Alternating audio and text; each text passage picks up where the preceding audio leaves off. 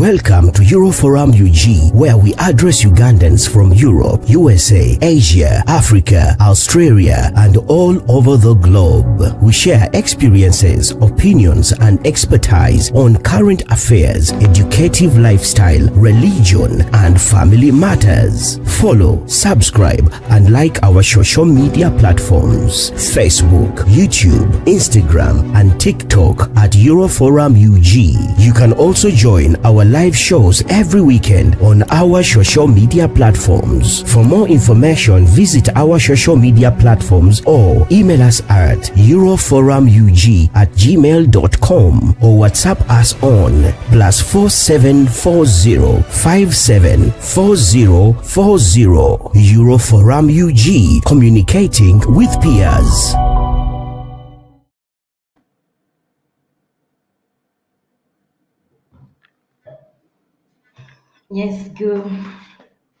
Yes, thank you very much, our viewers, for once again tuning in with us, the Euroforum UG.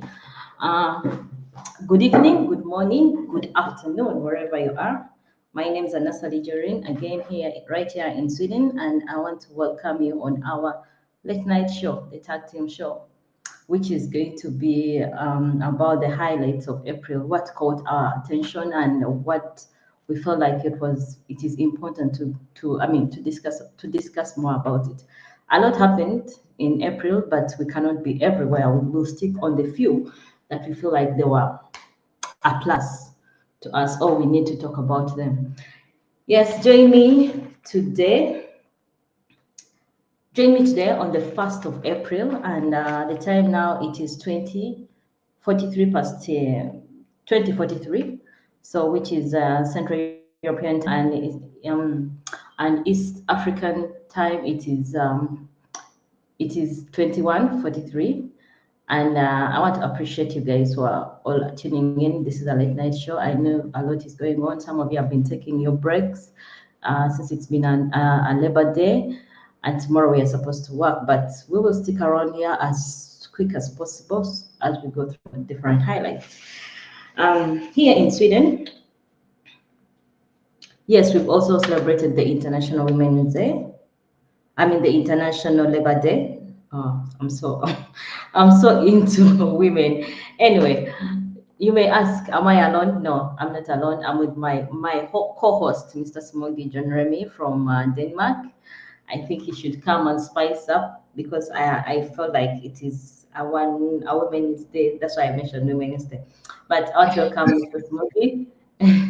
I'm so feminine. Aliza Muriaka Janja, feminine Munagan. To just push the women out there. But anyway, Mr. Smogi, you're welcome. Thank you for tuning in with us. And I want to welcome you and give you a microphone to say one or two words to our viewers as we usher them into the show tonight. Okay, well, ladies and gentlemen, welcome once again to the Euroforum, where we believe communicating with peers is quite paramount. And every time we come, we feel we're energized because it's a two-way traffic. We believe in sharing with you. And at the end of it all, we're earning from each other. But it's a late night show, like she has said. It's a tag team show. And we're here with at least the highlights of April, which we thought they're worth to be at least hit on. There's a lot to be dealt with, but the fact that we felt the month has come to an end and we're into a new month, May, which is first May, we believe it's worth at least to hit on the past, and then we push on. But before I just hand over the microphone, I would also love to say, on behalf of Euroforum, happy birthday to all the May babies, and may you just enjoy. And those who are in situations which are not appeasing, hey, please, we are also in you in spirit. But allow me to take back the microphone back to Lady Jorin Nabada Omobwati. Hey, akazindalo kakudizanya. Thank you, Mr. Smogi. Without forgetting, happy belated birthday to all the April babies. I will not forget you. actually, I happen to have a lot of people, almost like 10, Mhm. 10 people that celebrate their birthdays in April. And I have one, I think I have two or three special ones that celebrate their birthdays in May. So I'm in a vibe since April. I'm in a vibe of celebrating birthdays with the people that are closer to me. Happy belated birthday to the April babies from your from AG. We say, may you age fine like wine. Anyway. What I miss is Yes, I will. We will just go straight into the show, and as we told you, it is first day of May. It is the International Labor Day. I think this is internationally celebrated. Here in Sweden, we celebrated it, but today for us we celebrated 2 days. It is a Volvox in here, and we celebrated it since yesterday, which was Volks Volks Volvox Afton Igor. And okay. all those are traditions which we Swedish people respectfully celebrate, and they will never miss any year without celebrating them because they have special meaning to their hearts. And who are we not to celebrate with them since we are Ugandans living in Sweden? So I was part of it, and it's been very heartwarming. Me and family sitting around all celebrating those days. But I will go straight to Mr. Smugi. Before we Please. push into April, there is the. Mm. Do you have anything about the International Labor Day? What is the Well, International Labor Day? It is the Labor actually, Day. before we, like you said, before we go into the April highlights, Labor Day is just like any other international day. Mm. It's maybe international to most countries, but some countries, more so like USA, it's one which they don't take so much. It's an international day, fine, but it's not one they really so much put too much attention on. Because back in the days, for them, they celebrate Labor Day or in the first Monday of September, the first week of September. But that Monday morning, that Monday is the one they always celebrate. So with given traditions, so for them that can be like that. But the fact that it's International Day, many people really do celebrate it. But if you go back to its genesis, basically it's still way back in the USA, and you realize that that was way back in 1886. We're seeing a lot of labor, workers or laborers when they had the scuffle with the police. There was some riot, and it almost took more like 3 days, something which wasn't really good. And in the process, with too much tensions, unfortunately, the police shot unarmed workers or laborers who were on the strike, and this really brought a lot of scuffle. At the end of it all, um, very many people really had to react towards this. And actually, this strike was basically a demand for the 8-hour working day. That was the reason that's why they're striking.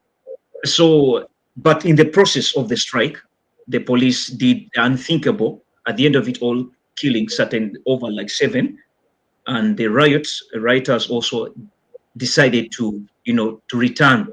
If I could say the favor, they will return the favor, if that's the word anyway.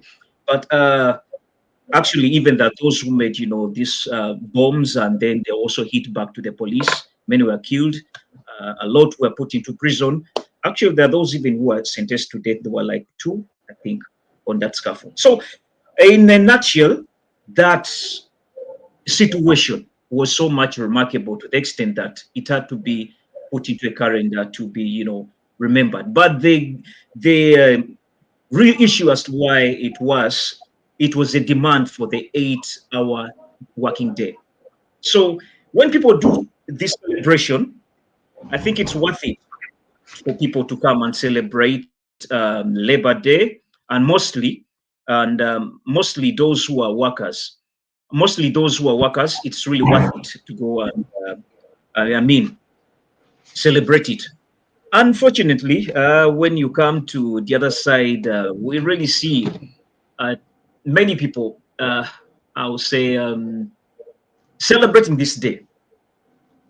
But I always leave a pending question that yes, 1st May is Labor Day, but is it really worth to be celebrated? I go back to Jorin. I don't know how you celebrated it in Sweden, but in your concept, does it really hold water? Is it really worthy to be celebrated? Yes, actually here, if I talk about the way we celebrated it here, we've had people marching on the streets. Before today, I've had so many times when people are like, Swedish people are so calm, they do not put like a sign of, okay, we are tired or we need this. Mm. I'm busy. Welcome back. I'll see. I'll see. Okay. Yes. Let's go back ahead as she's sorting out something. Yes. When it comes to Labor Day, I was asking something very simple where I wanted to involve I'm sorry. some. Um, when you look at some of the pictures there which are running, you realize that it was way back in the 1860s, 1886. That's when the riot was there. Yes, people were so determined, and they really demanded those 8 hours working day, which really culminated into a scuffle. But why I was asking during the reason as to why the reason, the worth of celebration, because many other times we realize that many people are celebrating, but based on the job employment, many people are unemployed. That's when I always ask myself, is this really worth a celebration?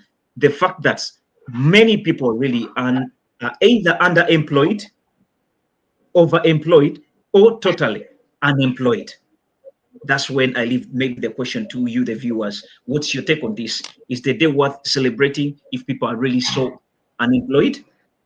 Jorin, I think I. Mm-hmm. Okay. I would say, yes, I would say we should not celebrate it, but we should honor it. You know why I would say we should honor it? Mm, Because the day why we should sit down and look at what is not going on well since last year. Like today, today in Sweden, I think it was mm, in the southeastern part of Sweden. Their target was to march on the streets so that children can get bidrag for summer. Bidrag is like the money they get, like care money, so they can have a nice and a comfortable summer because parents right now, due to inflation, they do not have enough money to just give basic lifestyle to children. Then that was the cause. For us here, they did not celebrate, but they marched the day so that they can create awareness. And if you see historically, mm, Volksdagen, that is the purpose that's its purpose in Sweden. We do not celebrate it, but they march. Political parties come out to show, okay, to put up points that mm, they feel like they need to be worked on. Right now, due to inflation, we feel like the wages they are giving to workers, it is below the cost of living right now. So those are some of the mhm, things that we're marching on the streets, like to just create, show people like, okay, now this is it. We have a high rise of prices, food prices in the stores, and also it has been a point today, and in different parts of the country, like every region, most of I think Sweden, in the Stockholm here, that's where they put up the prices.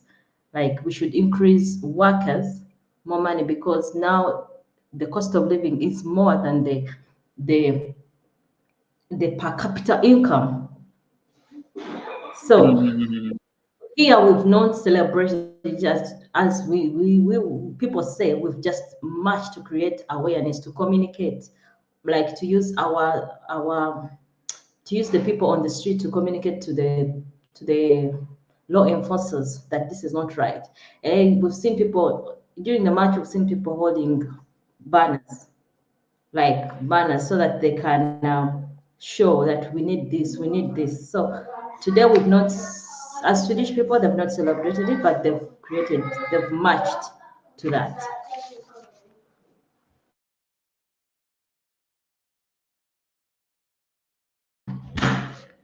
I think that is it. It will, because this Genesis wise, it was creating, creating awareness about the situation that workers go through.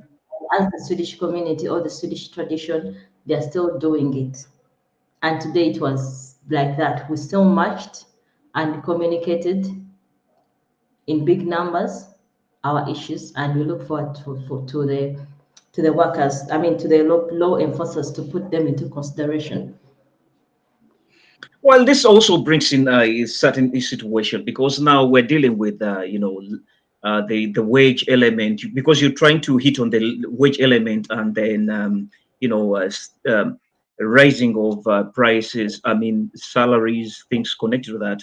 This leaves a pending question, which was so much, moving on TikTok, where Bebe will try to hit on something connected to you, mostly you, the Afropins, or you Africans in the diaspora, why he had issues as to why you go abroad, yet if you're having like two jobs, it's almost the same. You can also scoop the same jobs back in Africa, because his main theme is like, it's now time for Africa. Why do you enslave yourself abroad, yet you can acquire the same prices? Let me just let's just have a little clip of Biebe Cool, then I have your take. Otherwise, before we go ahead, watching straight from Oslo is Matovu Abu. He's saying, watching from Oslo, Komon, happy Labor Day, as of March 2025, Norway's seasonal adjusted unemployment rates was 4.4%. Yes, Bwana Abu, thanks for this. And that's, he says that's around 110,000 people out of 5.5. Yeah. Okay, that's really nice from Abu. That's what I always talk about. It's a two-way traffic, communicating with peers. When you get such information, it's quite amazing. But let's get a little from Biebe Cool, then we see what he had in stock when it comes for people in the diaspora, as to why you enslave yourselves with two jobs, yet you can still scoop the same in Africa. Kuva Uganda nga mbadde mukola misana wokka, n'ogenda e Bulaaya n'okola emisana n'ekiro, n'oweza ssente zisinga ku ze Uganda, kubanga Uganda wali okola misana lwokka, naye ebweru okola emirundi ebiri, emirimu ebiri, naye Uganda wali okola guki gumu, naye gwe n'ogamba nti ebweru ogaggawadde nnyo, okoze ssente nnyingi okusinga bwe wali e Uganda, ng'ate oganye okunyonyola abantu nti kati ebweru woli okola emirundi ebiri, towummula. Kati njagala kunyonyolako ku bantu, mwali mukirowoozezaako ekyo? Kubanga emisana bw'oba okola omulimu gumu e Bulaaya, mu Amerika oba e Bungereza, akasente mukimanyi tekasobola kuwera. Mukimanyi mwenna, baganda bange bamaama, mwenna mumanyi. So no neneebuuza nze nga Moses oba nga Bebe, ne ngamba nti ebiseera ebyo wali okyali wano oba mmwe abali wano, instead of okugamba nti mukola ssente entono bali bakola nnyingi, lwaki temubabuuza bakola emirimu emeka nammwe mugikole wano? Lwaki temukola emirimu ebiri wano? Nova mu office ku ssaawa 11 ey'olweggulo, n'ogenda oggulawo saluuni yo ku ssaawa 2 ekiro. Yes, Jorin, that was Biebe Cool talking about that incident that, hey, lwaki mugende ebweru, lwaki temusigalirayo ddala awaka, ne mukola emirimu ebiri okusinga kubanga ye akulaga ekifaananyi nti muli eno Bulaaya mukola emirimu ebiri. Lwaki temusigalirayo ddala kugamba alinda agamba n'abali e Uganda, lwaki temusigalirayo ddala munoonye emirimu ebiri olumala okukola omulimu gwo oba gw'ofiisi olw'eggulu ogende mu saaluuni? What's your take on his the gentleman's call? Yeah, actually, I seen on your comment because bebe cool gwetwogerako tabeerangako Bulaaya kumalayo mwaka. So abo be bakiyita ba planned kids. Seriously, because me as a person living here, sisobola kutuulamu a conversation. So after a conversation with someone who has never survived in Europe for over 5 years. What he's talking about is what works for him. What he's talking about works for him as planned kids, not as to the rest. Because in Uganda, I think we have 5% planned, like population here, 5% of the planned kids. But for us, the rest, we cannot understand that language. And besides, the reality, why we choose here instead of Uganda. And if we go back to the work policies in Uganda, even if you have 2 jobs, here we have 2 jobs, but yes, you have hours. You say, I work 8 hours here, then I work 50 hours. Go. Let him let her use it. Like we have a situation like, yes, here we have hours. You'll be like, I'll work 5 hours on this job, then I'll work 5 hours on the other job. But imagine in Uganda, if you're going to have 2 jobs, that means you have to work until when you get the money you need. In Uganda, people go for target wage. Kangene kore emitwalo 10 leero. Woba tonnagifuna togenda kuvaayo. Kati oyo musajja omugambe nti kati afe kugo omulimu agende mula. And besides, how many people in Uganda that work in offices? Nga kyabadde agamba. How many people? Togera kama musajja wa boda nti nno ogenda osooka ovuge boda emisano ogivuga okuva Entebbe ku Entebbe road ate olweggulo ogende ovuge Kawempe road. I mean, and even our skills, our education levels in Uganda differ. It doesn't work there.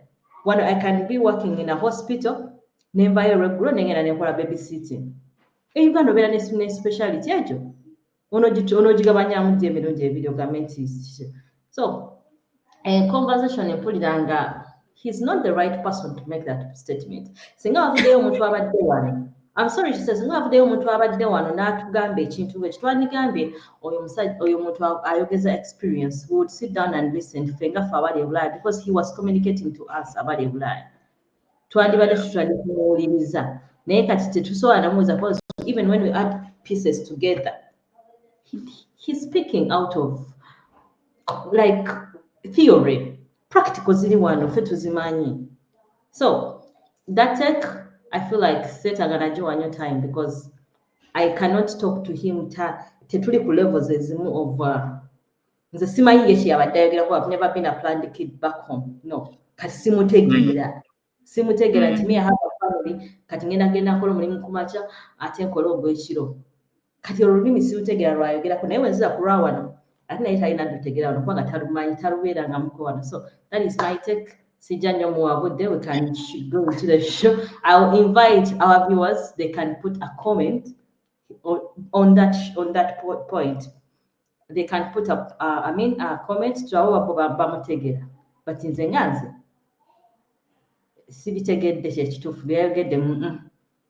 in that regard, we're having still Abu Matovi saying that yes, he should ask why the wife gives birth in Bulaaya and not in Uganda. In fact, his mom lives in Boston. Actually, that's really something, interesting. It's actually a topic it does not fit on the table here on Euroforum. And Abu still goes ahead and says he appreciates you, and then he says, Jorin, you're looking wow. Anyway, because I just wanted you to have a take to have a take. For me, I'll just say in few words that a baby you should know that when we come to job certainties, really, in Uganda, yes, having a job is okay, but how are you well assured of your job security? So And how many people have um, jobs? then the other question is about when it comes to maybe the price in terms of salary or wages. Have you tried to look into the inflation, how inflation really affects our, our country back home? Kale ebintu ya bebe cool, and those his opinion really suits him, and it's okay. But I think at times it's good to widen the scope of understanding in certain issues, and then it can be really be valid. Nayenga and those ye simbi kubanga fenatuli was in a different way. His worldview suits him very well, but he should also do appreciate that things are different, and reality is when you check and when you come direct to the place. But anyway, that aside, I think back to you, Madam Host. Yes, thank you very much, Mr. Smugi. To our viewers, we are still having the highlights of April, just that it is the 1st of May. We could not just skip it or come talk about it another time because we are also workers. So this day, it's our day. So we had to go through it. But pushing as far as the beginning of April, like last time we were here with Smugi when we were doing the recap of March, and we talked about briefly we talked about the Kawaka run, which was going on at that time. Still, we mentioned it, yet it was in April, but I mean, they closed it down here in Scandinavia, where we had the Norwegians, like the Ghanaians in Norway, had the run. This time around, they hosted the run. Last year, it was Sweden, which was hosted in Gothenburg. But this time around, they hosted it in Norway, Oslo. And our team was on ground where we saw Mr. Moses Mugisha and the team. They respected the day. Era kabaka yasiima n'asindika ababaka be ne bakkiriza abantu baffe ab'e Norway okuba nti be baatwala rwanning, which twagala okubagamba nti mwebale nnyo, mwebale ddala abasajja ba kabaka ne abazaala ba kabaka abasobola okubateninga olunaku olwo ne mulaba nga ate tutambuza omulanga ogwa this year, which was fight against HIV. Era netaaga okubajjukiza nti this was the 70th birthday of eya kabaka waffe Ssaabasajja Kabaka Mwenda Mutebi, era nga yasiima n'alabikako eri Obuganda ku nnaku z'omwezi zaali I think 12 omukolo gw'omutufu gwaliyo, era nga twamulabako. That was April. It is naffe wano mu Sweden tetwakiviiramu awo, like we had to jump on, era nga twafunayo cake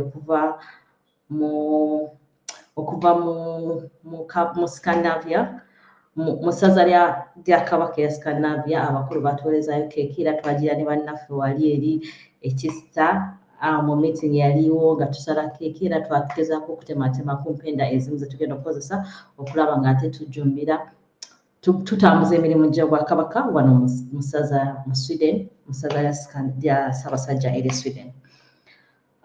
Furthermore, that was in April. Still about the April highlights,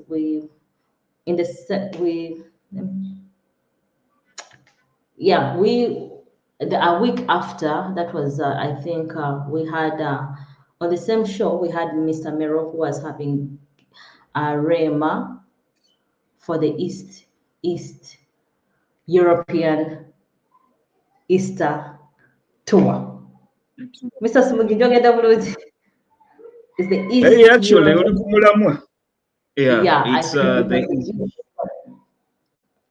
it's for sure. She had the Easter European tour, and this actually involved many countries here. I think that she started from here, Denmark, and then she went to Germany. Went to Munich. She does German, and from there she went to Stockholm, and I think she literally ended in Amsterdam, where she really did a lot of wonders. And mwana China manyoyo echakola jechili. But our ears on ground really show that people were really appreciative, and a big applause to all the organizers. Manyi si kyangu nnyo kutegekera abantu wano mu Europe. Olaba ne family zitulema okutegekera ezaffe. Naye ate okutegekera abantu kubanga the key point here is yes, bakola sente naye temuli mu sente ziri awo. I've been part of the managements, most managements wano nga bamu baleeta bayimbi, but ndaba oluusi ebivaayo the effort gye bateekamu nga tebafunamu kinene nnyo nga kye tusuubira, but there is this passion they have that really kati abo mbalabanga nabo ba community leader abatugatta. So I would love to say thank you all those who really are organized Rema, and in these 4 countries. You really did something good for the communities in Denmark, Sweden, German, and Netherlands. That's what I could say when it comes to that. But I think we shall throw a video with time to show at least highlights from different countries with time. Back to you, Nyar. Yes, thank you very much. We have our Mr. Abu here is still pushing on some comments. Anyway, 12 years.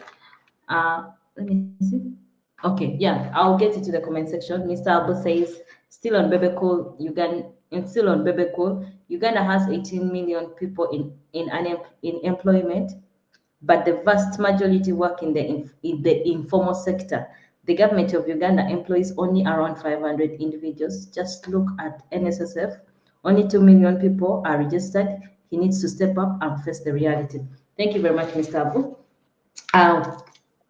Please keep sending in your comments about Bob Wine. And then here we have Mohamed Sabat says, thank you, Smugi and Nasali, for the program. Bebe Cool comments are always full of negative. That is how he built his brand. Second, since he's leaning with the government, of course he has to say or to show a good fake picture of the country. He's doing his job. Bravo, comrades. Thank you very much. Once we keep the engagement going, coming in, I mean, it's the Tag Team Show. We tag you tag us, we talk, you speak, you write, and then we shall air out your comments. Go in depth. We in April we also celebrated our Easter. Easter celebration, the death of Jesus Christ. That's how we were told as young as an African woman. I was told Easter is the death of our Christ Jesus Christ. How Christ Jesus Christ? Yeah, the death of Jesus Christ.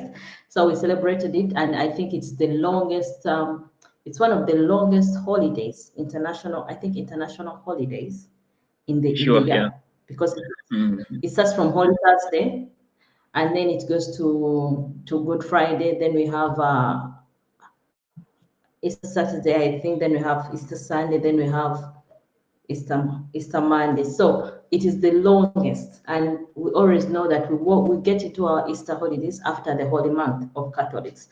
So, but nevertheless, here in Scandinavia, it is a whole new thing that I was personally shocked when I saw the traditions here, because I've never seen any.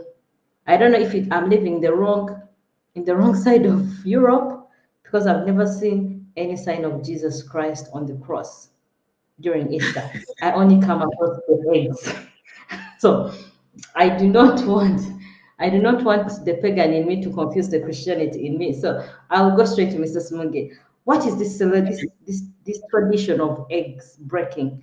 I personally, I failed to grip it, because the African in me thinks of Jesus Christ dying. And then the small European in me sees eggs around. What's the mystery about the eggs before we go into depth? Well, just kill me. Mm-hmm. Well, when it comes to Easter, actually, it's I'll say it's a Holy Week.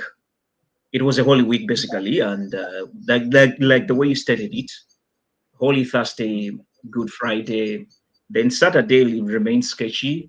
And then Sunday becomes an issue because that's the resurrection of Jesus Christ. And then Easter Monday. And yeah. But you're trying to ask me to bring a correlation between the eggs and the Easter. The death of Jesus Christ, the Christ we know, who died in Nazareth. In the before AD, BC. Then now we have the eggs. Why? Kansoke mpise mukulu Guda, yes, mukulu Guda Sebo Kajambo. It's been a long time. Yes, and also once again, Muhumuza Sebo. Once again, thank you very much. Yes, for applauding us. But let's go back to this to the issue of the egg and maybe the chicken and then the rabbit, the one we always call the bunny. The fair. The pharaohs. Yeah, the fair. Yeah. So basically, when we come to Easter, Easter was the resurrection of Jesus Christ. That's why they celebrate it. Yes, from death, and then he resurrects. That's why really we do celebrate it. And if you ask what is what do we learn from that, I think I can leave it also to the viewers that what does it take for you? What do you learn from Easter? But to try to create a correlation between the rabbit and the Easter element is basically the issue of before Christianity arrived in Europe. There were also cultures which were here. Kati abaloma webakkiriza Christianity ne bagitabaza wano mu Europe. Already banansi wano mu Europe basajja baali basamize baali bangi nnyo abaali ku nnono zaabwe. Kati ngera bwolaba the Vikings. The Vikings nabo they have their own traditions. The Vikings ngamba wana bali wano Sweden, Denmark, Norway, Finland. Those are the Vikings here. Nabo balina traditions zaabwe. Kati eddiini bwejje y'Abakatuliki eno bagezaako kulaba nga tebasaanyaawo traditions z'abali kukyusa nnaku zaabwe naye they blend in. Omanyi omuntu asobola okwagaza ekikye n'atagobesa kikye kati era nga bajja ne batuteekako amanyi ne batatuggyako mannya gaffe wabula ne batwongerako agaabo. Kati nze ekimpisa John Remy kyewuunyisa naye nga nandibadde siri ekyo. So to go back to the point, the rabbit and the egg to the pagans in Europe bazirabanga a rebirth of the new year, a starting of the new year. Kubanga mu winter obulamu bwabwe bulinga omanyi bwalinga ng'obusaanyeewo wano tutwala ebintu nga depression, bwe tutwala ebintu bingi nnyo depression, bintu bingi nnyo. Kati bwe balaba omusana balaba nga it's a rebirth, nti obulamu butandise okudda obuto. Kati kwe kulaba eri eggi nga lijja nti eggi lya mu ebiseera ebyo it showed life, the rebirth of life. Omusana gutandise okujja nga bwe tuli wano mu May. It was a springtime. That's why Easter is in spring. Nti omusana gwali gutandise okujja, abantu batandise okuva mu budde buli obunnyogoga. So in their celebrations, the pagans bakozesanga obumyu nga esimbo ez'obulamu obupya. Then amagi nga ekifaananyi eky'obulamu obupya.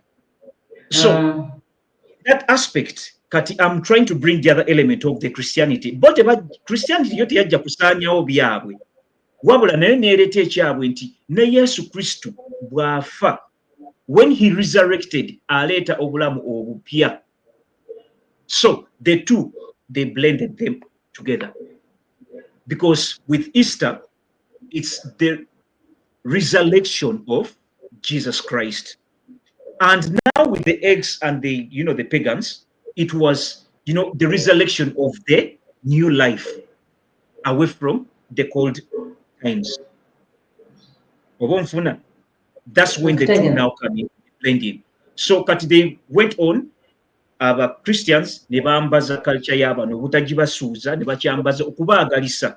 Omanyi ngo n'abatanga nga njagala okukwana either ninasooka kwagala baana bo oba nyinza okukwata ku bintu ebimu by'oyina nembyagala. So that's what Christianity did. They embraced the pagan culture in Europe, where they looked at the eggs and the bunnies or the rabbits as an element or a symbol of the resurrection of life or the renewal of life. So in a nutshell, that's the Easter element and the egg or the bunnies. Lwakuba over time, ensi egenze yeeyubula, ebintu bigenze byeyubula. There's evolution. So people went away from the eggs reality, and then they've come into shaping them into cards, and then making, there are a lot of now chocolates. Yeah. So we have chocolates, eggs, or chocolates in form of rabbits. So as people are trying to evolve, a lot of things are changing, but they don't forget the tradition. I think I can leave it there for now. Yes, thank you very much. I mean, you know what is making me laugh? Here, when we are celebrating Easter, we have the witch head dressing, where kids dress up like witches, and then they go out in the start get picking eggs, and in those eggs, parents will put in the witches, not parents. I'm sorry, kids. I'm sorry. The witches put those eggs out there and put in secrets where you can hunt an egg and find money. You can find goodies. But fun enough, we are kids dress up in witches, like witches. So I think these Swedish people still embrace their tradition, our garment, which but they call it the witch dressing. Anyway. Yes, for sure. It's just the pagan culture, which is still, blended in with Christianity. But at the end of it all, both Christianity and the pagan element, they have the same call, which was, the rebirth of life. The rebirth of life from winter times, and the rebirth, and in the Christianity world, the death of Christ, and then the resurrection on Sunday is a rebirth of life. So that's when I leave a question pending to the viewers, that what comes to you when it comes to Easter? Do you learn anything? Does any Easter really does something to you? Give you nyap. Anyway, thank you very much, Mr. Smoggy, for trying to paint a picture in my head or in the viewers' heads that about Easter. Yes, going further, in the Irish of April, we had the Catholic fraternity in the world lost a dear one. May his soul rest in peace, Pope Francis. He passed on was it 21st? I think 21st of April. Yeah, he died at the age of 88, and may his soul rest in peace. As a Catholic, Smokey, last time you had a show with we shall not go deep in it.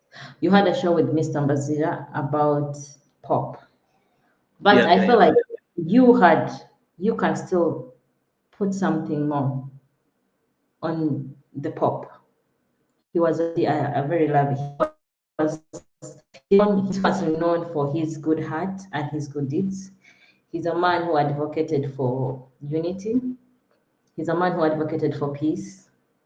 We saw him going to Sudan and made a sign of peace, where he went down on what is his name and was like, can we have peace? So we feel like the world lost a dear person, and we cannot go without talking about it. Yeah, Mr. Smoggy, what in a nutshell, tell me something about the Pope. Actually, I didn't hear the question well. I think you had some bit of internet interruption. I said in a nutshell, in a few words of your own as a Catholic Yeah. personnel. Mhm. Can you tell me something about that is something that really caught your eyes or your attention as a Catholic, as a Ugandan who is a staunch Catholic about this Pope? Um, yes, I would take this opportunity once again to say, may his soul rest in peace, Pope Francis. Um, he's a man who actually lived a humble life and who accepted to live a life of more like a peasant. Mm, Yet he was a man of great eminence and a man of profile. I mm, believe that his works are going to be, remembered for the rest of time, most rest of his times. And actually, as a Ugandans, we got a chance that Pope Francis also managed to come in Uganda. He mm, managed also to be in Sudan, and in Sudan, the most remarkable thing that I saw is when I think he either kissed the shoe of the president of Sudan mm. by he also managed to be in Congo. I think, was it also in Kenya? I think so, but also in Congo was there. But the reason as to why he came to these countries, he went to countries where people were into, you know, people were desperate, people who were in a scuffle, people who were in misery. Congo had issues like war, like the way it was in Sweden. That was majorly the target as to why he was there. He tried his level best to see that the wars are stopping. So he's been Mm. remembered for that. And he also had, close meetings with the presidents of the US on how to see on how they can see a stoppage of this Ukraine issue war, and then Mm. we see him also going into the Arab world to see things are being, you know, these tensions. I think Ngabazikakanya kale. I think he's also the one who called in the China to like he went into peace talks with China because I think China never believed in this thing of the Pope leadership. But I think he's the one who brought Mm. that issue to the table. And I think right now China participates in sending in or in selections of Pope. So he Yes, was for sure. a very he's a man who advocated for unity. He was a staunch, For, they call it stewardship of for sure, unity. indeed, he was a man who's really had a heart, if that's what I could say. And his life service really was living a challenge because we're in the world where things are upside down, or the world is Mm, totally different as compared to the way it was. And so is the religious aspect. Is also having challenges. And in the challenges, he managed also to do some bit of adjustments, mostly when it comes to the gay life. Those people who are in the gay, he mm, associated a little bit with them, and he told them, he said, let's, in front of Christ, for him, in his eyes, he says, in front of the Lord, the gay people are also people. So let them come. No, he didn't advocate for their marriage, but he said they're very much welcome to come into the Catholic Church. Last time we had a lot of questions. yeah, We had a show with yeah, well, I'll ask you about that. As we say, rest in peace, Pope Francis. yeah, Um, but going further, Smokey, Pope Francis died at the age of 88, right? Who for is the sure. He died. who has been the oldest serving Pope so far? For sure, when we talk Mm, about the oldest pope, that was the Pope Benedict the 16th, and mm. he's the one actually whom Pope Francis, had taken over. So Oh, after his resignation in 2013, that's when Pope 13 years. Francis came in. But Pope Mm, Francis, I mean Pope Benedict, is the oldest, who died just recently, also in 2022, at the age of 95. So he died at the age of 95, and that was December 30, it was December 31st. I remember that year, while we were celebrating 31st December, he had already gone. Yeah, and then in in that regard, also I can also remember the youngest Pope. Also, he's called. He was John the 12th, who was he went on to the papal ministry at the age of 18. That was way back in 900, 900. It was 955, and he had a lot of challenges. Like any teenager who's growing. He had a lot of challenges. But this leave also pending question. People can go and do more research about it. But yes, the oldest, like the way you asked, is Pope Benedict the 16th, who died at the age of 95, and he only has a record of resignation when he resigned at he resigned in 2013. Back to you, Nyap.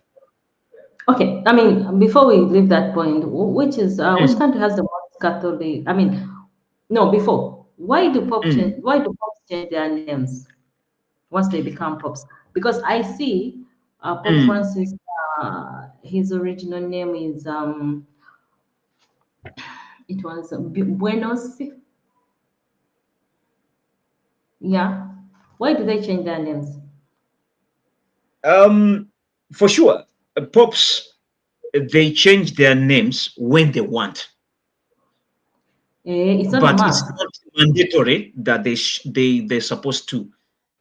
From the day they become popes, they can change according to what they want. And some of them actually, they want to try to what can I say? Normally these popes, they tend to appreciate the former popes sometimes, so they tend to carry on their names, at least to keep on their for example, like Pope Francis, for example, like Pope John. He wasn't the first. We had Pope John the First, then we had Pope John Paul II. I mean, they tend to change according to what they wish, but it's not mandatory that they're supposed to change their names. Sometimes they feel the names of certain popes should not be forgotten. Then they keep on. I think they keep them, they carry them on like that. Okay, thank you very much. Yeah, with our viewers, we have a comment about the Pope from one Mohammed Godfrey. He says, Pope Francis is known for championing the poor and marginalized. He often speaks out against economic inequality and calls for a poor church for a poor. Environmental advocates, his encyclical Laudato highlights a moral responsibility to care for the environment, inclusivity, and mercy. He promotes a more welcoming approach to groups historically marginalized by the church, emphasizing dialogue over judgment, simplicity, and humility. He chose the name Francis after Saint Francis of Assisi. Thank you very much, Godfrey. Because I see he was I told think now that gives the reason. I think he has made it well. He just chose the name at least to carry on his name. Yeah, that's it. Yeah, that's it. Yeah. Okay, thank you very much. Our viewers who are still watching us, we are the Tag Team Show with the April highlights, and I'll ask the technical personnel before we go into the next session of our show, as we are soon closing down from a commercial break. Thank you. Yes, actually, before we go for a commercial break, I was seeing something that Catholics are really so many in the way. that Brazil takes, I think, #1 when it comes to Catholics. Then we have Mexico. There are a lot of also Catholics. The Philippines also, there are many actually. And the thing which makes, it's quite funny, but yet true. USA also stands another chance that there are also many Catholics in there. And when it comes to Africa, Congo also has at least a lot of, it has a lot of, Catholics. But our host has said, let's have maybe a commercial break, and then we shall be coming back in Fujia with another segment. Yes. For rewarding careers in the vibrant hospitality industry. Copenhagen International Institute of Catering and Hotel Management is here to provide a solid foundation for Ugandans in catering, hotel management, knowledge and skills required to excel in various hospitality sectors. Our courses are designed by industry professionals to ensure that students learn from the best to create well-rounded graduates. We offer practical training and internships to students using state-of-the-art equipment which is used all over the world to prepare our learners for jobs both locally and internationally. We are located in Kisasi on Bahai Road, 8.7 kilometers from Kampala city center. Copenhagen International Institute of Catering and Hotel Management.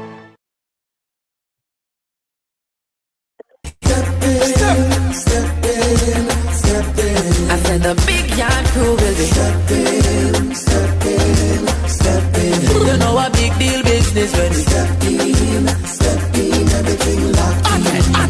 You hear the thing go so whoosh, whoosh, whoosh. Benz just pass in a dark glass, music a blast. No girls want have me fit them breakfast.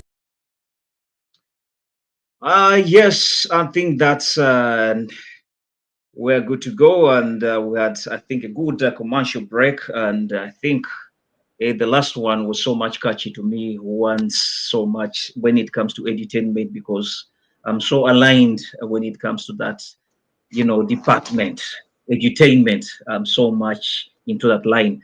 Yes, I would like still to applaud Lady Queen from Stockholm. Yes, thanks for the good service you always do. Away from that, I think she did something good where I think, Jorin, you could at least give us some take. You had, was it in March when Queen organized the show in Stockholm? Yes, it was in March, first of March, when we had the Valentine's, the love show. Yeah. Oh, and yeah, this yeah, time yeah. around, we have still the kids It was a Valentine's having love show in Stockholm. yeah, it was a Valentine's show. Yeah, of Stockholm. It was in Uppsala, and it is still coming down, still in the same place. So be there. Let's go and support our own Queen. Well, that's really so great. And then I wish, actually, we were supposed to be having her today, but I think she got some, some responsibilities which disenabled her from coming to be with us on the show. Before we go ahead, I think there was something which was pending about Burkina Faso. Burkina Faso, I think there is something little we just want to play at least what really happened, and then we shall go into the details of another area more than what we think. But people online, we really do appreciate the fact that you're with us and you're really doing wonders. We really do appreciate. It's called the Euroforum. We believe in communicating with the peers, and yes, let me just get something little for our viewers, and then we see exactly what happened, because actually this actually happened yesterday on the 30th, where there was a demonstration where Africans, they feel this is their time, they should not intercept their president, that's basically Burkina Faso. And let's have something little, and then maybe for our eyes.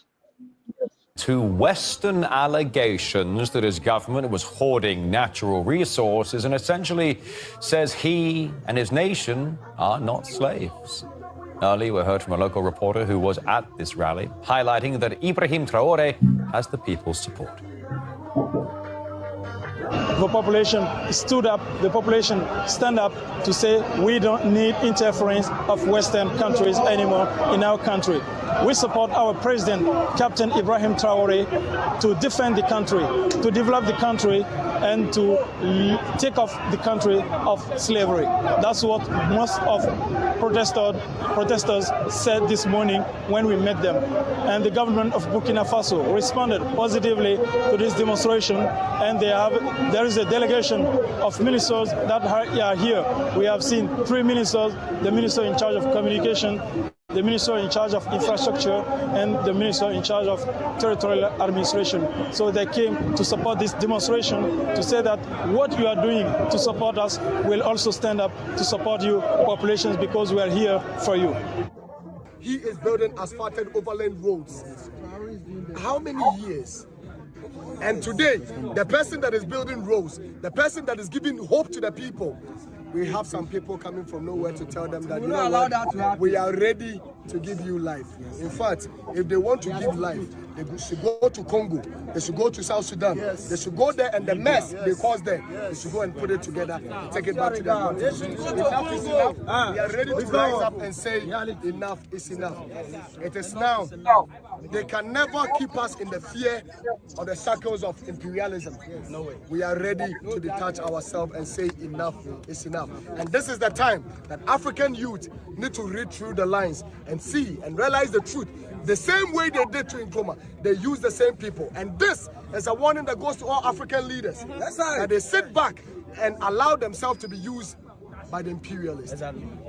Anytime there has been any elimination of any African good leader, it is great. They use our own people against us. Just as they are doing right now. In Ivory Coast. And we are sending a strong warning to the Ivory Coast leader.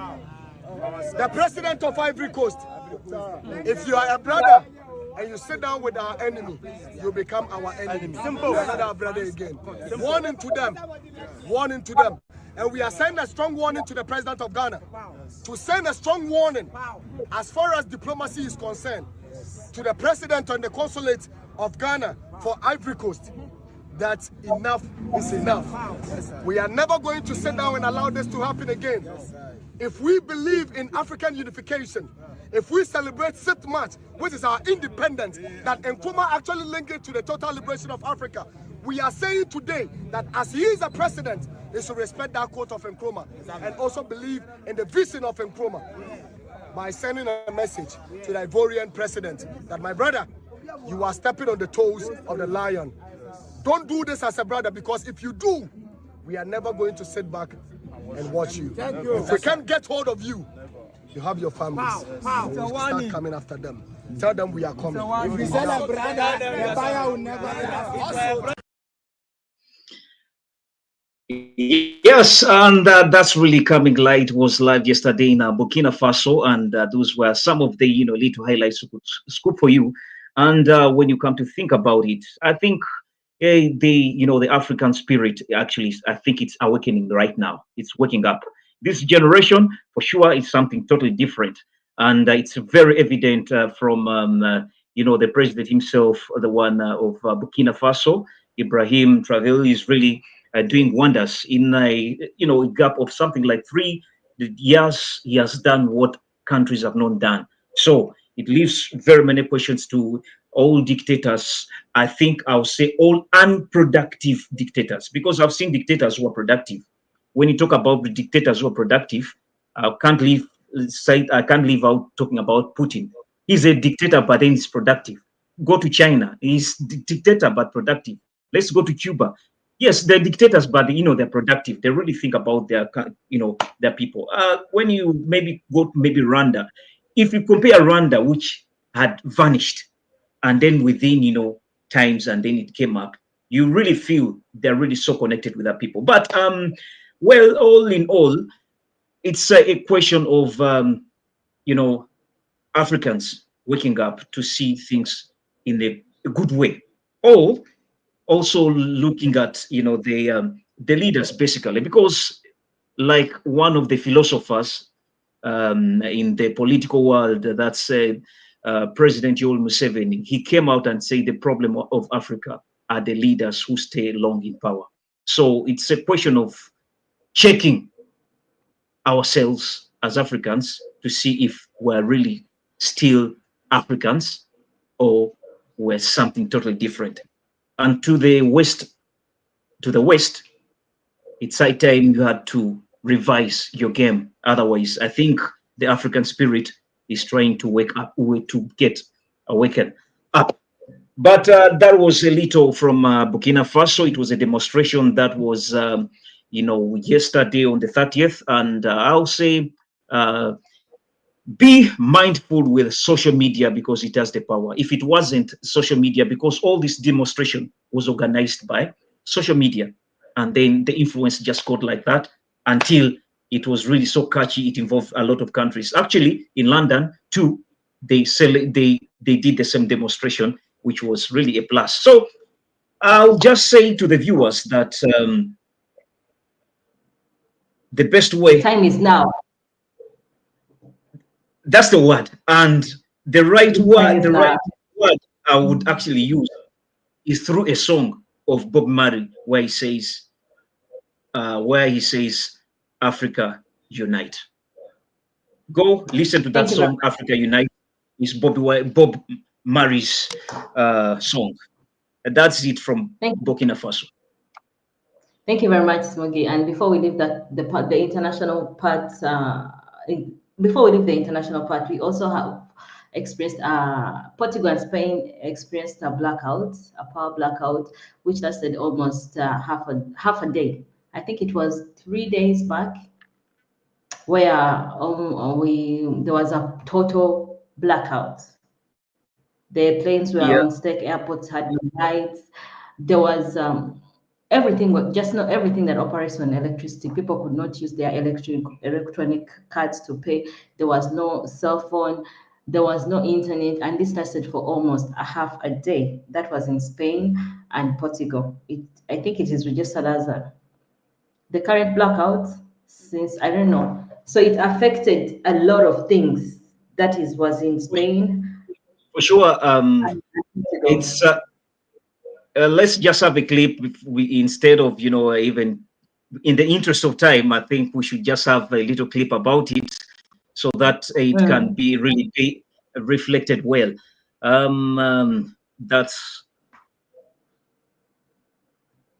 It affected almost 55 million people.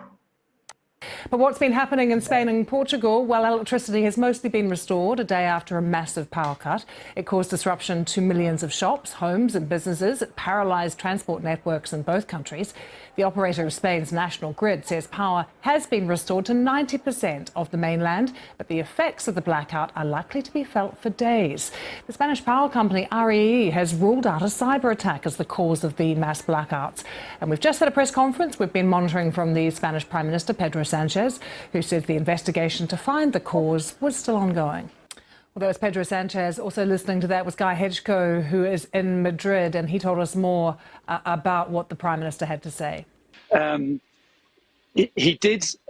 He wasn't keen to give any sort of real clues about the cause of this, and that's really been the case since yesterday. He's been very adamant that we shouldn't jump to any conclusions. But we have, you mentioned there, Red Eléctrica. We've heard from Red Eléctrica, the company that manages the Spanish power grid. We've heard from them. They said in their preliminary report or investigation into all of this earlier on this morning that they do not believe this was a cyber attack. They do not believe there was any kind of interference in the Spanish grid ahead of the blackout yesterday. And they also talked about what they called a disconnection event, or two disconnection events, which took place barely a second apart, just moments before the blackout happened yesterday at around midday Spanish time. And those events appear to have taken place in the southwest of the country and may have been linked to the country's solar power generation. That's what we were told by Eduardo Prieto, who has a senior post at Red Eléctrica. So that's as far as we've got so far from the relevant authorities in terms of giving us an idea about what might have happened. Eduardo Prieto also said he didn't think that this was caused by human error either. So what about Portugal? My colleague Rich Preston has just landed in Faro in the Algarve region in the south of Portugal, and I asked him what people have been telling him there. Absolutely massive impact here. It's now 24 hours pretty much since the power went out, wiping out everything from traffic lights to street lights to, in some cases, mobile phone masts. Of course, things like hospitals, critical infrastructure like that, were able to keep the power on.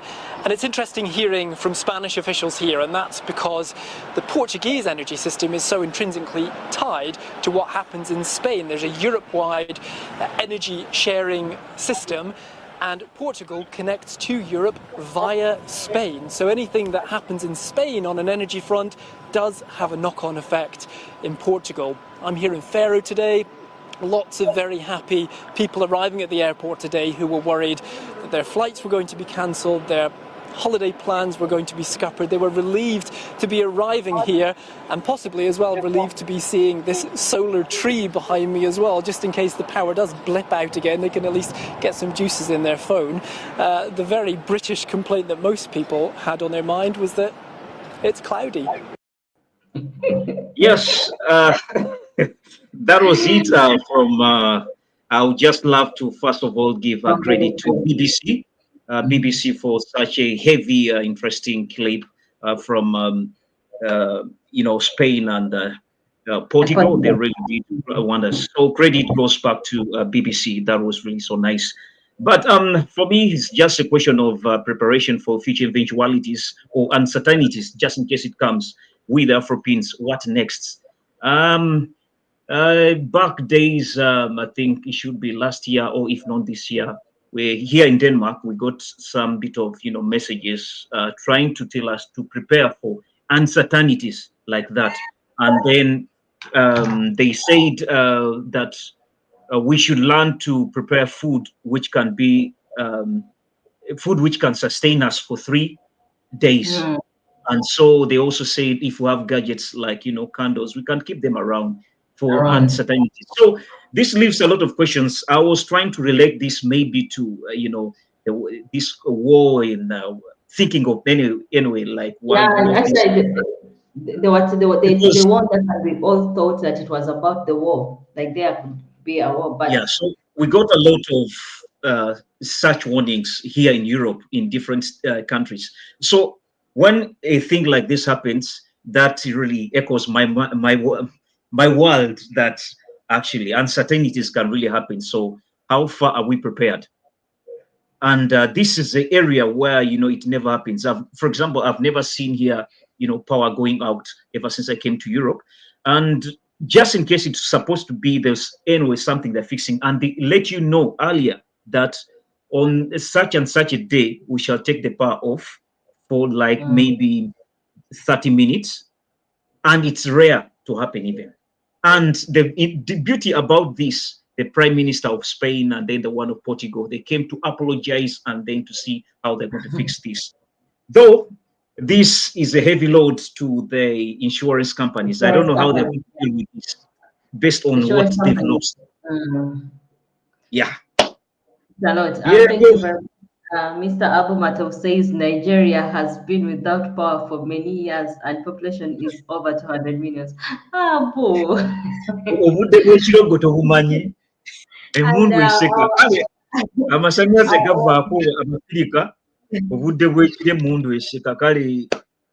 Population. Our own Mr. Fred Cassilia says, roll it. Thank you very much, Patron. And we are humbled to have you on our show. It's, I don't know what's the time that side, but here it is late. Anyway, as we wind down our show, Mr. Smoggy, I think we should switch to the TikTok world and then have a few and then wind up the show. Okay. Well, inside the TikTok world, we always feel there is something interesting we always speak on. There's something that on their feet in the TikTok world. I don't know what is going. I don't know the kind of the humor that is found there. It is so different. TikTok and Twitter, their humor is totally very different. You will never. It doesn't stop. Yeah, for sure. It really. TikTok world. And unfortunately, our colleague who's supposed to scoop that for us, she's still into, leave. But I think she'll be joining us soon. Yes, but still, she was eyes on, and then she said that there's a topic she's seeing which is so interesting. I think which we shall be giving more details with time, or else we shall even leave a telephone number for you to call in case you're interested, and then we'll hear your opinion. It's about Nigerians focusing on the Ugandan ladies. For sure, the question there, the topic is so interesting that they're asking, why are many Nigerian men so much targeting Ugandan or the East African, but basically Ugandan girls? Are we safe as Ugandan men? Two, as Nigerian women, are they safe? And in any case. And three, what makes these Nigerian men special? So let's just get a little clip, and then we see what Nabada has in stock for us. I mean, because this is, one thing I've learned. There is this song of recent, Goku Tegoba. Nigerians, they've actually, I think, embraced so much that song, Goku Tegoba. But let's have a little clip here, and then we see how we move. I want you to understand the typical Nigerian man, when they want a partner, when they want a wife, they're not looking for someone to share life with. They're looking for a domestic staff. They're looking for unpaid labor. That is what they're looking for. So as a woman, you have to know yourself before you get married, so that when you meet that man, that Mr. Right for you, you can teach him on how to love you. If not, you are just being married into an unpaid labor. Okay?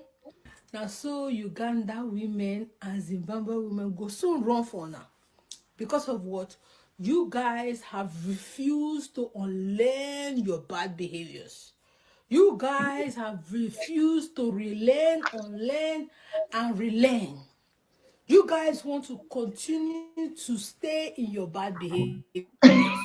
And trust me, a lot of you will be frustrated old men who will be in care homes without family coming to see them because of your bad behaviors.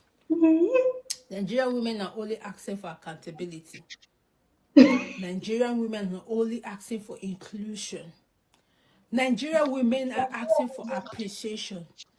And you feel the solution to that is to run to Ugandan women who do not know you guys. Or run to Zimbabweans who maybe are still naive, thinking that you are the best thing that happened to sliced bread.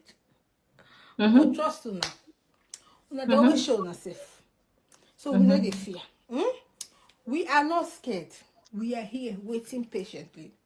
Because one show yourself, what will people do? You will run back home. But by the way, make you know, say, not be only you be Nigerian man. People like you, no bolona. There are still Nigerian men that got sense, that treat women right, that make sure women are respected, women are loved. We will continue to marry those ones. Make all look like una. They go Zimbabwe, they go Uganda. Make una go enjoy. We know the fear. We dey gadaba. People will know our value. We keep marrying us. All right? Bye. Actually, I'll tell her bye. Otherwise. Oduku Palala. Please. Actually, I mean, my take on that, it's not, I will not zero it down to the Nigerian men only. It is the high rate of interracial marriages that is happening with Ugandans. We've seen Ugandans as they've specialized in Bazungu, we've specialized in Ghanaians, in Nigerians. Just like these people are Nigerian men, their Nigerian community is big. They outpopulate everyone. So when they started talking about it was hard. So imagine if Bazungus were supposed to talk. The only difference is they have different languages. They would also have talked about the Ugandans. So I feel like the trend should not only stick to the Nigerians, it should stick to the interracial relationship, that where we Ugandan girls, we have superheaded the practice. And why that? Ugandan woman is groomed. Mukazi bamuteekateeka. He's humble, but our problem is we are packaged for the wrong people. Our Ugandan men have been damaged. They've lost independence, the confidence, the esteem is down, financially not stable. They're mentally down. And as a woman, it's in the nature of a woman to seek comfort and peace and security in a male figure. But when you reach to the other male figure that you have or nearby, who is from your country, our men have been broken down by systems, by families, by childhood traumas, by climates, by the Africa. Uganda is so hot. Just imagine a man who was on the streets of Kampala working there, working there at night. That man, he's affected by the weather. He's mentally down. But for us as women, we are told to be humble. So we are wrongly packaged. We are fully packaged, but the receivers are not prepared to receive. So when they go to these Nigerian people or the Bazungus, I will not even zero it down to the Nigerian. If they go to the races, the other people are feeling and they think they've gotten angels. Kadukani, our sister, how she was saying, trust me, in my tone and her tone, the way I'm trying to put points down, if you're a man, who would you pick? Someone is not ready to accept, but it's too much, not analytical enough. He's trying to make a point that yes, and we respect that is their culture. But sometimes the cultures don't work for the other because these cultures have been they are from background, like way back. Right now, what worked for the Ugandan men, where women were not supposed to pay bills, it doesn't work now. So now we are following cultures that are way back. So our men here, they are asking for 50-50. This is the current practice that we should do. So when you switch it to the Nigerian community, the women are felt to become softer because now the world demands softer or feminine women. So we lose a balance. So the Nigerian men are looking for softer women and hardworking and loving and sweet and humble and nice, and they're getting it from this package. But for us, we are here in Uganda, we are looking for hardworking providers, safety, masculine, humble, and we are getting them from this other side. Can you describe the word sweet when it comes to, what comes to that? Unfortunately, this is not a +18 shop, so I will not go in details, but that is another session. But that is what they are looking for because that's what I'm hearing. And so the only issue is I'm not conflicting myself. I'm trying to draw balance in both sides. The only issue is now the practices that were taught us as Ugandan women do not work on our men right now because of all the damages that have been caused. And the practices that were taught to the Nigerian women do not work on their men right now because men come home when they're tired. They need to be respected. They need to be welcomed. So now there is when the men are looking for a balance, we cross intermarriage like hell. So it's not about us being soft, being weak. It is us packaged for the right people at the wrong time. Am I making a point? we are packaged for the right people at the wrong time. Right? In your school of thought, and the team you're representing as women who are so much, who are actually victims to the Nigerians. Yes, in your school of thought, it's working, which is okay. But it's better also we get a perception of the viewers in the the last few minutes we're having. You can reach to us on that number plus 45600 plus 456 60 90 20 32, and then you get your opinion. Or you can go still the same number on WhatsApp and then you send your audio so that we can also play it here. Or you can call direct and then, yes, we get your opinion. But away from that, when you ask me about that, there are very many pending questions. Why are Nigerians actually targeting Ugandans, basically, if I may say, because there are many, there are many factors. One, I won't say it's a, statistically, it's the truth. It might be a statistic, wave which is coming, and then people are making it an issue, yet it's not. And secondly, it can be, something which is a Afro-Pin issue. People in the diaspora claiming that. Yeah. But when you come to marriages or relationships in Europe, they're just, I would say they are unique. I can't really tally them onto the real Africans back home, because I may ask how many Nigerians we have in Uganda. No, there are not that many, and we save without women back home. Or 1 million. If we say and we save and Ugandan men save with their women back in Uganda, I'll say it's a yes, they're safe. So okay, let me just see. We're having, I think, a caller here. It's called Mr. Solomon. Hello, Solomon. We're live on Facebook, and we have a pending question. I don't know if you're calling because of this, but you're live on Euroforum. And right. Yes. Yes. The thing is, I like the points you guys are giving, but when you cannot put those circumstances in one box, in a single box. That the issues, the reasons why West Africans go to East Africa is for a singular point. So these things are very circumstantial. I think they are very. You cannot define it like the way you're putting it. You're making it so easy.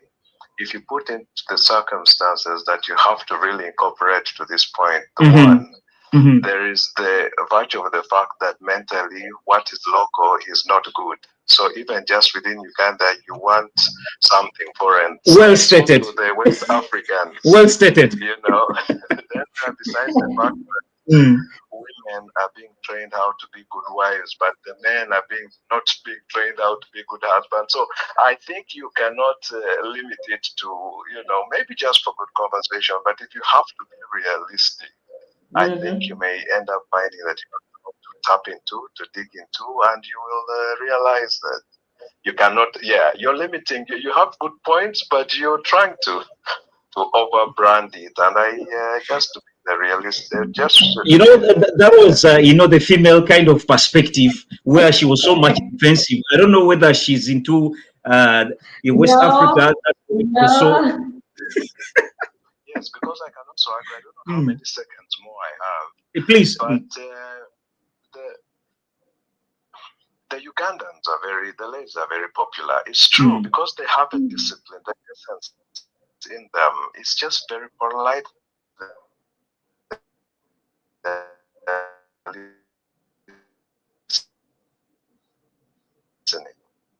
But then again, there's a corruption which has inflicted them. They pretend that it's completely something else. I don't want to say anything conflict thing, but you might agree with me that what used to be the definitive of a Ugandan woman may not be the case now. They've evolved, actually. When it comes to that, they've also evolved.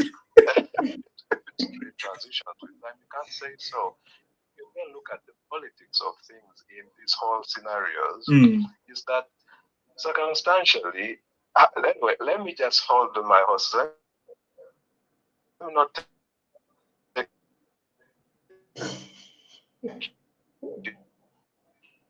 your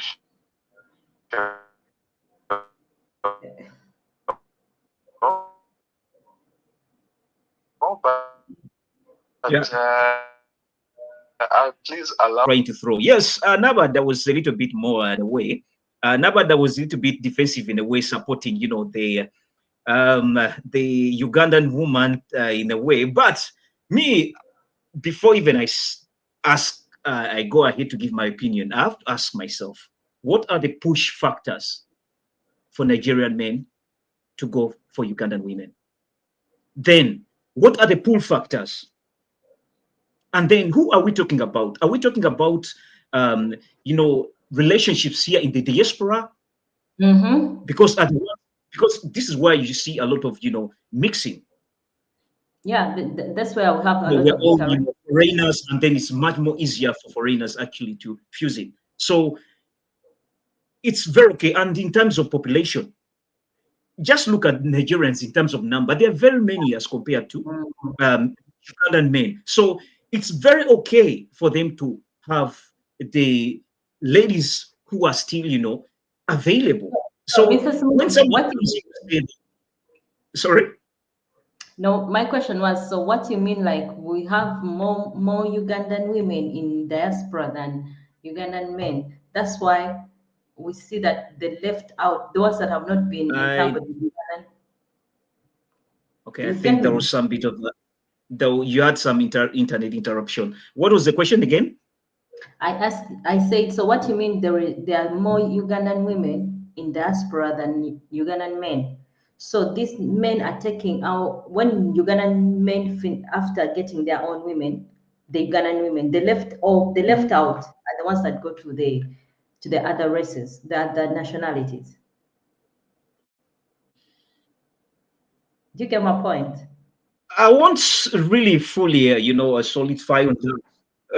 Not so much zero on that, but let's accept it that in terms of numbers, we cannot throw it away that Nigerians are many in population. This is a country which is having over 200 million plus people. And then when it comes to diaspora, by virtue of population, Ugandans who are in the diaspora, women are more than men. Okay. So if we zero this discussion onto the relationships which are happening in the diaspora, then we are not doing justice to the topic, because in terms of population, definitely Nigerian men are enough to take over any, you know, African women who are around. So I feel that noise in that side of TikTok should be, you know, should be edited again. But away from that, let's go back also to Nigeria itself. In terms of population, like I said, there are very many. That lady or those ladies actually who brought in the topic were the Nigerians who were complaining about their men going to, you know, East Africa, basically Uganda. And then they were like, what's not happening? Our men are going. But then also we should ask, why are men also going if in case it's a situation that they're going to Uganda? Because there are many factors also we should be considering. For example, when we come to expenditure, Ugandan women, they don't know how to chop money as compared to as when it comes to, you know, the West African ladies, they can really chop money. Just look at their functions. Okay, let me zero this to maybe the weddings. Look at their outfits, their dressing. Sometimes even their fellow men. I was having a discussion actually today, almost on the same issue with some Nigerian. He said actually they spend too much and their women are over demanding. Yet they feel Ugandans, they do really appreciate even the little You details. were out. And it goes back to what I think Solomon talked about, this kind of sex education, where, culturally, for example, I'll zero up with Ugandan ladies that taught how to, to treat a man, and then, they're humble in general. They're humble when it comes even the tonation.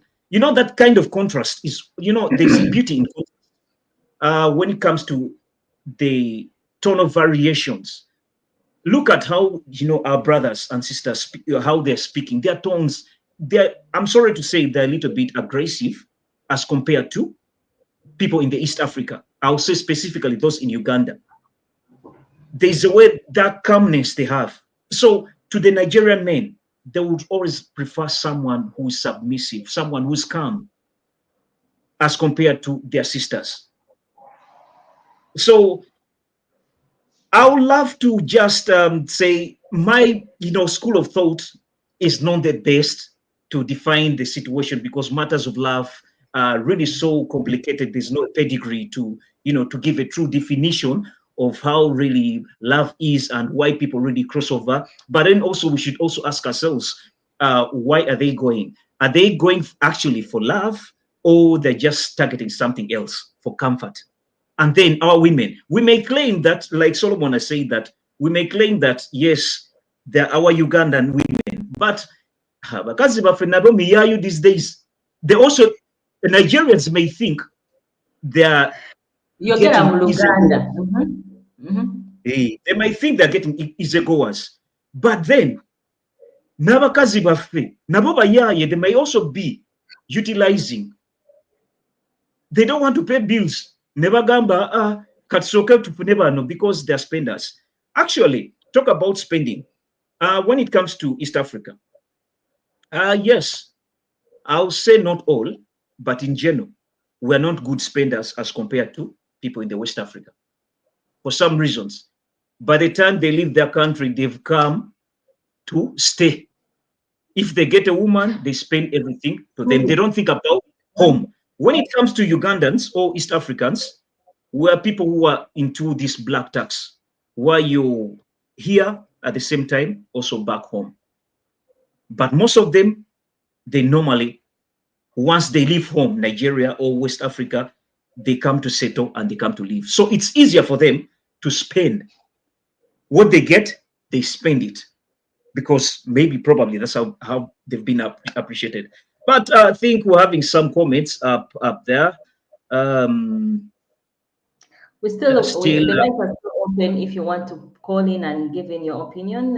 We can accept one or two people to call in and give in their opinions.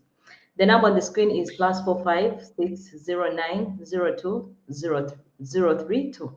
Call in and give your opinion on this point. Yes, please. Yes, please, you can call, or at the same time, you can leave a WhatsApp message, and then we can read it over. But it's quite interesting talk. But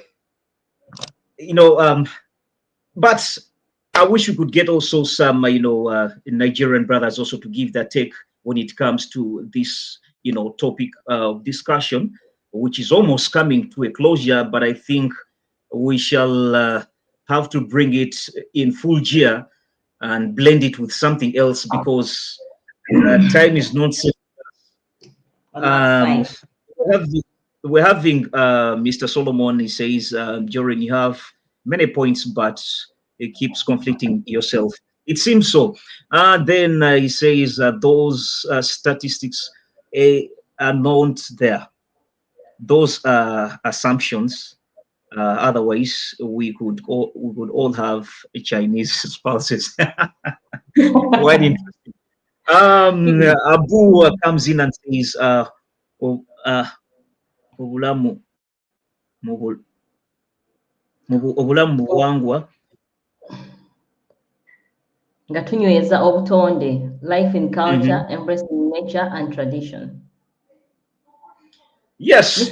Well, Nenga, actually, as we wind up, as we any caller, I would say, like, men, you failed men, I'll speak on on behalf of women.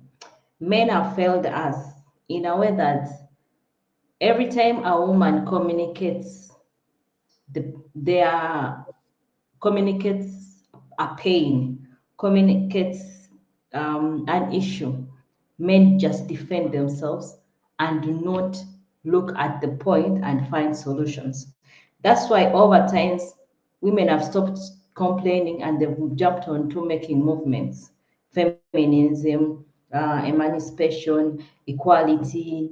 You understand, like we are tired of speaking as individuals and then they are making movements. But when will men ever listen and do not defend themselves and just work on yourselves? Because now we are talking about this movement of now crossing to the West Africa. There is a reason why. You will sugarcoat it, you will make it black salt and everything, but there is a reason. And these reasons we've communicated them. Okay, if we are bringing the discussion to you, diaspora, women have communicated, you men be men, provide, defend, protect, be stable, focus on one woman, do not have one here and have there. But since we've been just saying and you're defending yourself, mwagala kutufuga, mwemuli biki, now we have shifted. Now there is now a movement of Western culture versus East African culture. So, I mean, Western men versus East African women. When will our men ever listen and work on their problems than just defending themselves? And so I cross the same question. When will women really be women? Are you still on the roles you're entitled to be on? Because before you complain, you should also ask questions. When men will be men. First, let me ask a little question. Ask yourself, why are men turning to be like this? Have you also tried to look into we're living in a world where economically things are changing. The roles our parents used to have, they're trying to change according to this economic world which we're encountering right now. It has really changed the whole game, not living out family and relationships. So before you ask, men are so this, men are so this, have you tried to dig in properly that the environment really doesn't suit what you're fantasizing? And then let's look into the family aspect. Do we still have the same families we used to be? Just before you complain, go back to either your grandfather or your grandmother. Are they having the same issues? Do they still are you still acting the roles of what actually your fathers and then grandfathers used to do? So before you start to complain that men are not doing this, men are not doing this, we should also ask yourself, you women, are you doing your role? Can I answer from?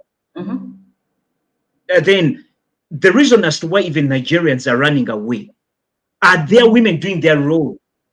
That's why I was starting in my way that, let's ask this question. What are the push factors for these guys to come? Yes, they're loving their women, but what's pushing them? You think they're running away from their roles? Then by the time they come to you, they've already, equipped themselves with the roles to suit you? No, the question comes back. We need to. Thank you very much. Mr. Smogin, you talked about there are so many things that have changed in the world where they are making men, like they've affected men. We live in the same world. What affects you affects us. And then you sit there and ask, when will women be feminine? Yet we have things that are affecting us economically, politically, like naturally. They are also affecting us. This is the same human race. I share the same blood with you and I have the same blood. But the only practices that are different, I have to be a woman and you have to be a man. So what makes you think that you're going to fail as a man? Then I personally will stand and be a woman. We are just dealing on external factors that are affecting humanity. You understand? So you are demanding a woman who is operating in the same political, economical, and social factors that are affecting us the same way, negatively. You still demand this woman to be a feminine when you're seriously seated there supporting yourself that a lot is happening to men and it has made them fail to be men. Do you understand my argument? We are in the same space. Okay, let me ask you something, Lito. What may be the push factors for these Nigerian men to run away from their ladies? Just in case statistically it's right. I will not speak for the Nigerians. That is the push factors, because I do not know exactly what is happening in their world. Whatever is happening between them, their women and them, that is the push factor that is pushing them away to us. I'll just say the pull factors. What makes us go to them? So you're just saints, you're angels, you're saints that what is pushing you, they're getting, angels that maybe actually, actually, let me just say this in my school of thought, this is what I have.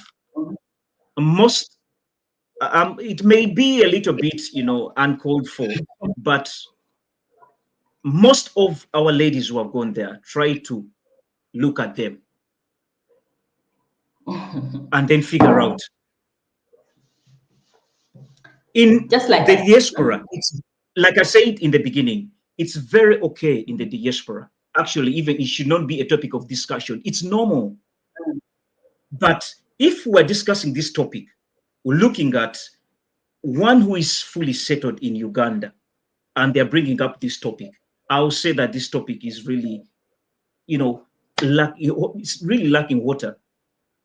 No, it's not working for the Ugandan, for the African community. It's not working because in Nigeria and Nigeria, they are married. Actually, but the only factors I could see that women who are our women, mostly Ugandan women, who are so much victims of Nigerians or West Africans, you're just money hungry. Only that. And this first weight and these Nigerians basically they are big spenders. So what you want, what you're targeting basically is money. There's nothing else. What is taking you women is money. Let me ask you a question. Where do these Nigerian men get money that you people do not get it? Okay, if you're talking about money. You've answered well my question. So your question is? Your question is money. No, I'm not. No, do not conclude, because I was just asking you a same question that you asked me. If you think the women are going for money, where do these men get the money that our men do not get? Anyway, before I say that, I wanted to tell you, stop zeroing this movement. May I call it a movement? This movement now onto Nigerians. We've had movements between Bashara Bazungu.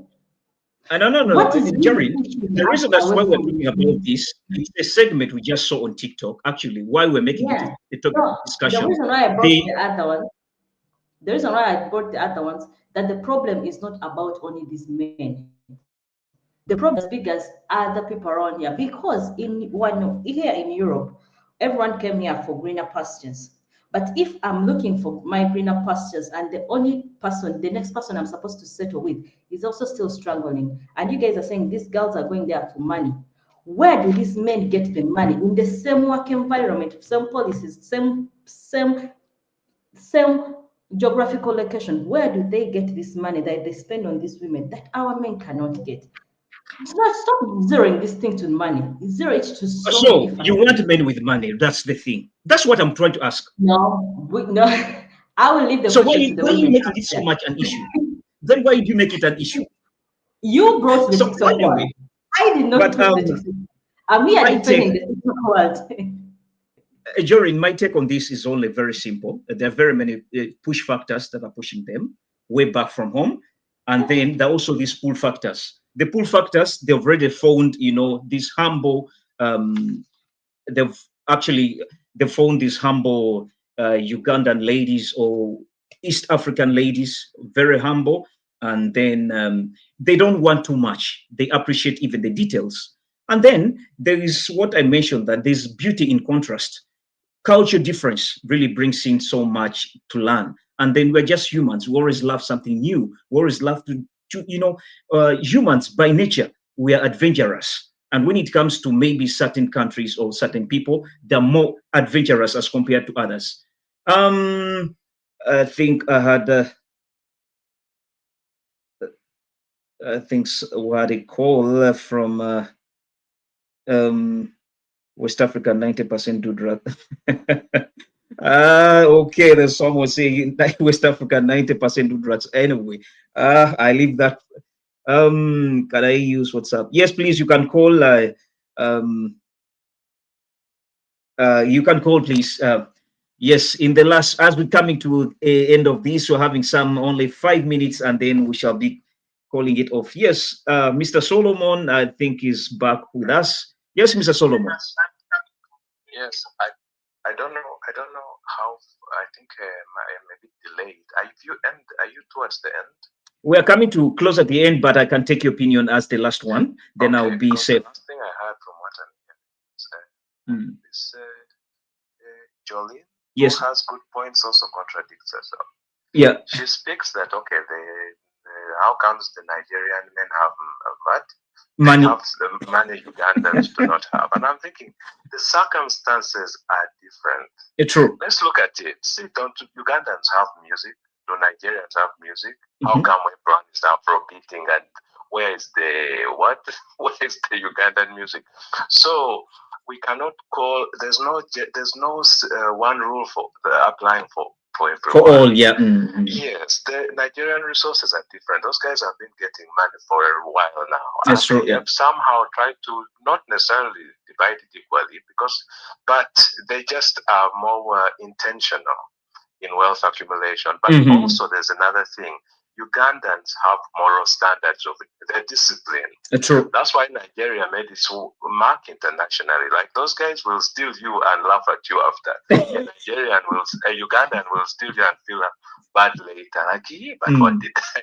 So basically, it's about, but those are morals. Those are just standards that you are not international. Not, I hope my Nigerian friends don't look for me after this.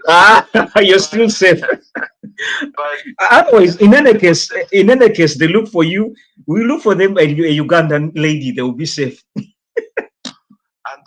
it's to take you back to the other thing. Of course, if it's, I had a lot of points, but I just didn't know at what point to interject. There's this thing, the 1 point, foreign is good. What is Ugandan will not be, if we look for what is foreign. For sure. Too, what a mother tells a boy, a child, a son, stays forever. Like a mother has the ability to break, a man from childhood, or rather make them the strongest being there is. So those guys or men who have somewhat very very considerate character, you'll find that there's a discipline that was mainly given to them by the mother, and the thing about providing, that one's most times instilled by the father. The thing is that we look at because typically men are logical thinkers, women are emotional, take an emotional approach. And those are not contradictions. That's not a bad thing. Those are supposed to complement each other. And that's the because thing. If you're only a logical person, you lose empathy, you lose all these other things. But if you're also only an emotional person, you will see, you lose the logical, you know what I mean? So, but the problem with us is that we look for conflict in difference instead of seeing how it's an advantage and how it supports each other. So the thing is, then again, there was another thing she said, something to do with what is it? I don't even remember, but like the thing with the diaspora and the Ugandan problems. Like you can't compare those two issues. For sure. Here, people are discussing what is the best AI to make you not feed yourself, in Uganda, AI, we need power. You get what I mean? So the basket is not the same. You cannot start saying, "Oh, Ugandans are lazy because of this and that and the other." No, they simply are operating within their circumstances and they are managing. They are flourishing actually, as compared to here, where everyone is, again, not to sound like I'm hating on one side. This here, you're too advanced that you no longer want to think. You want things to think on your behalf. That's why you see people are robots. They don't have that ability to emotionally relate. When you walk on the street, you'll see the smile, which is always there, and it's just a superficial thing. But in Uganda, someone, when they smile at you, it's profound, it's humane. So you guys, anyway, let me let you be. Yeah. I don't want. I have all this is from you, what you guys are talking about. But the thing is, I also know you're limited on time, so I also don't want to dominate because I know you, Smoggy. You might decide to say, you know what, let's host you on this thing. No, the thing is, it was a topic we just had to get on TikTok, and then we just wanted to hit on it. But I think it's a little bit gigantic in a way that we shall need to bring it with, some other additives to make it so independent, so that we can blow it out of proportion. But I really do appreciate your inputs. It's really they will really hold water. Thank you very much, Mr. Solomon. We really do appreciate your efforts. Yes, that was from Solomon, and actually he has much to say. But for me, I'll zero this in one or two words, one or two sentences. That before we come into this issue, we have to look at very many parties. What have our sisters in West Africa done wrong that is pushing, their brothers into East Africa? Then what's our sisters in East Africa? Case in point, Ugandans. What are they doing, right? That is pulling, the West African men, or specifically Kenyans, specifically Nigerians, into having affairs with them.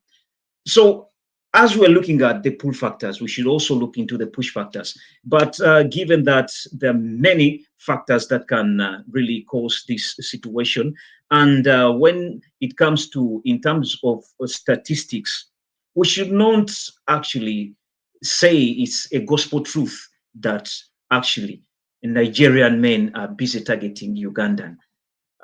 It's not statistically proven right, even though you can a little bit imagine, but in the imaginations, you should also put into consideration that we're in the diaspora. In the diaspora, the question is totally different as compared to what is really happening back in Uganda. Because I may ask, how many Nigerians are we seeing in Uganda? There are few. So our Ugandan men who are in Uganda don't worry about even this topic. When it comes to maybe brothers who are in here, yes, you should also settle down and keep quiet, because in population, you're few. And then Nigerians, by virtue of population, there are many. And by population, Ugandan ladies are more in the diaspora as compared to the men. So why not to create a balance? But not forgetting, there is beauty in contrast in terms of humor. There's that beauty. As we're humble in East Africa, they're totally different. So once they merge, it's a plus. And from that, there's another thing I like when it comes to people in the West Africa, specifically Nigerians. They are go-getters. Once they want something, they go for it. They're bold enough. He can tell you within a night that he has missed you, yet he has just seen you. He loves you. He can marry you. He has missed you at the same point. And those are some of the words our sisters would love to listen to sometimes. I leave that in quotes. So it's quite a challenge, but it is what it is. It will be a topic we shall actually bring with a great panel, and then we see how we can slice it properly. But for now, it has been a discussion, and we're just throwing in here and here on the highlights of what really happened in April.